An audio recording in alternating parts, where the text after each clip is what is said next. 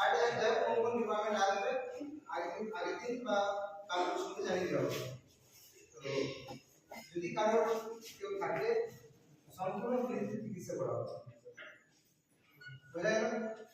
তো শুধুমাত্র তোমরা নিজেরা কারো কিছু ডাউট প্রবলেম থাকে বাড়ির কেউ তাদের পক্ষে তোমরা যেটা করতে পারো বা নিজের এলাকায় যদি কেউ আসতে অবশ্যই আসবে।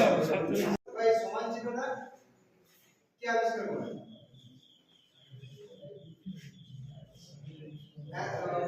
ওনার নাম হচ্ছে রবার্ট রেকর্ড। আচ্ছা নেক্সট গণিত থেকে একটা সহজ কোশ্চেন, এমন একটা সংখ্যার নাম বলো যার নিজস্ব একটা সংখ্যা নেই। এমন একটা সংখ্যা যার নিজস্ব কোনো সংখ্যা নেই।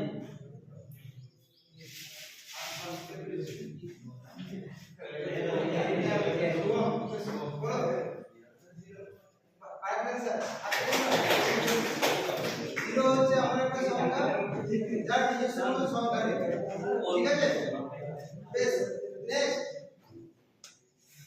ভালো করে শুনবেন। নেক্সট কোশ্চেন হচ্ছে 30 দিন সহ বছরের শেষ মাস কোনটি? আবার রিপিট করছি, 30 দিন সহ বছরের শেষ মাস কোনটি? একজন বলো। নভেম্বর, ঠিক তো নাকি? Correct answer. তাহলে 31 দিন কোনটা হবে? ডিসেম্বর। কি নাম হবে? জাতিজা আর এটা হচ্ছে শুভম। নেক্সট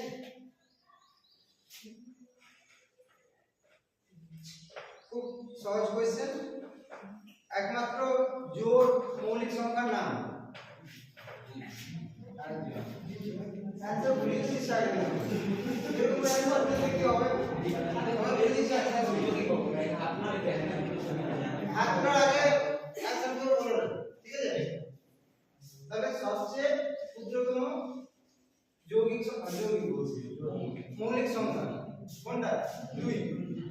আর জোড় সংখ্যা একমাত্র জোড় সংখ্যা 2 যেটা হচ্ছে মৌলিক সংখ্যা।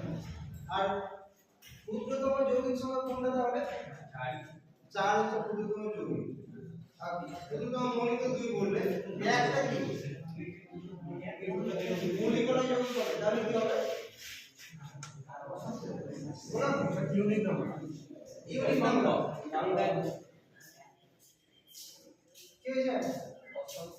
আর 0টা তাহলে কি সংখ্যা?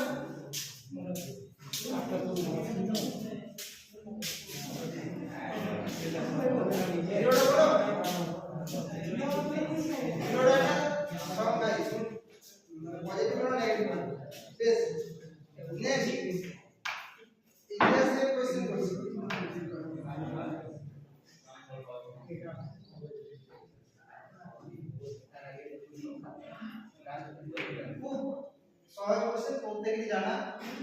মেঘদূত একটা কাব্যগ্রন্থ কে রচনা করেছেন? শ্রীকৃষ্ণ বলো কালিদাস। Correct answer.